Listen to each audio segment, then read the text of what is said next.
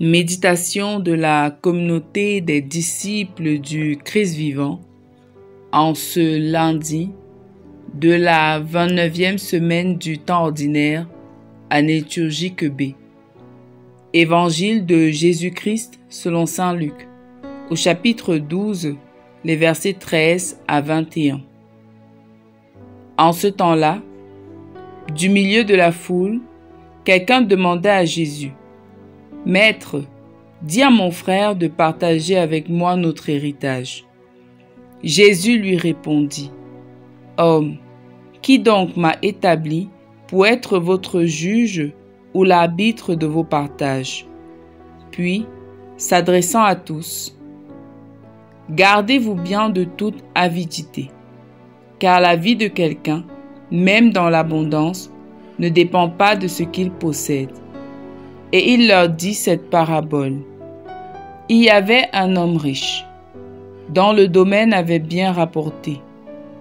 Il se demandait: « Que vais-je faire?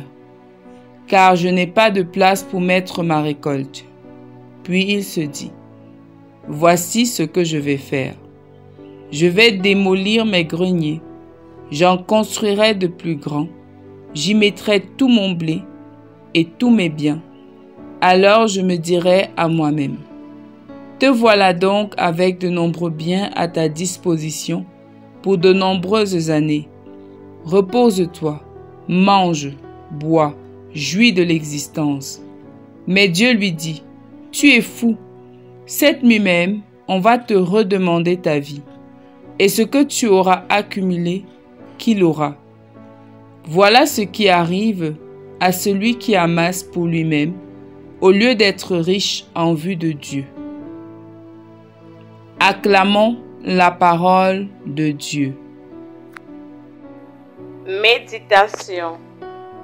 Frères et sœurs bien-aimés, exultons de joie car aujourd'hui encore, notre Dieu nous comble de ses multiples grâces. Dans le texte de l'Évangile sur lequel nous méditons en ce jour, le Seigneur nous enseigne sur la richesse. Il nous fait comprendre qu'elle n'est pas mauvaise en soi, mais seulement nous devons faire attention. Nous pouvons être riches, mais en vue de Dieu. Ceci à travers notre manière d'acquérir cette richesse, la gestion qu'on en fait et la relation qu'on entretient avec elle.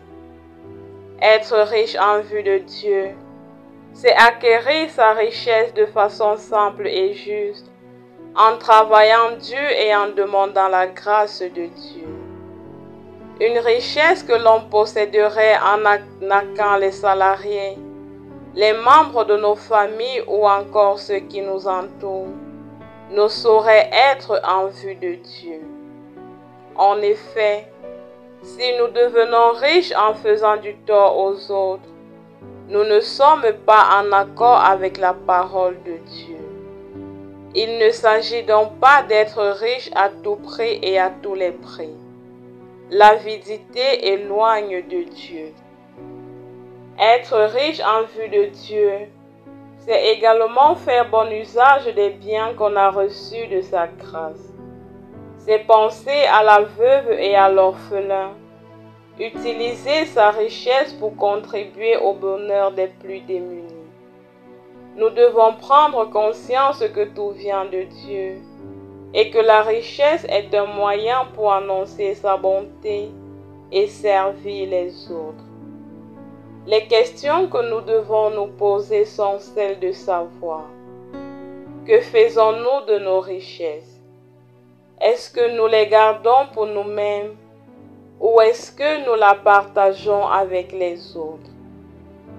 Être riche en vue de Dieu, c'est enfin contrôler nos rapports avec l'argent et nos autres biens matériels, éviter de se laisser posséder par ceux-ci et d'en faire notre Dieu. Le Seigneur nous le dit.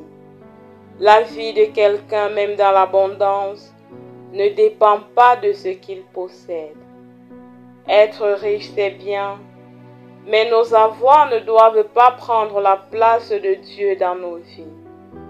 nous devons également avoir un certain détachement vis-à-vis de nos biens matériels. Sinon, nous courons le risque d'être riches en vue de nous-mêmes et de passer ainsi à côté de la volonté de Dieu.